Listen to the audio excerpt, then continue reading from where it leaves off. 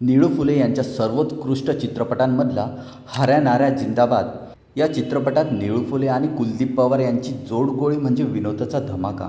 हऱ्या आणि नाऱ्याच्या जुगलबंदीने प्रेक्षकांना पोट धरून हसायला लावले. निळू भाऊंनी यात दाखवलेला विनोदी बाज त्यांच्या खलनायक प्रतिमेपेक्षा पूर्णपणे वेगळा आणि तितकाच ताकदीचा होता. चोरीचा मामला विनोदी अंग असलेल्या या चित्रपटात त्यांनी आपली अष्टपैलू शैली सिद्ध केली.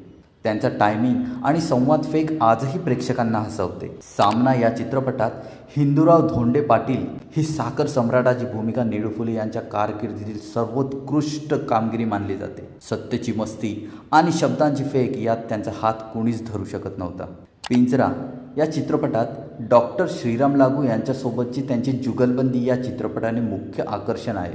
तमाशा फडाच्या मालकाची भूमिका त्यांनी अत्यंत प्रभावीपणे साकारली आहे. सखाराम बाइंडर या चित्रपटात समाजातील वास्तव आणि मानवी स्वभावातील गुंतागुंत त्यांनी ज्या धडाडीने मांडली ती भारतीय रंगभूमीच्या इतिहासात सुवर्ण अक्षरांनी लिहिली गेली आहे.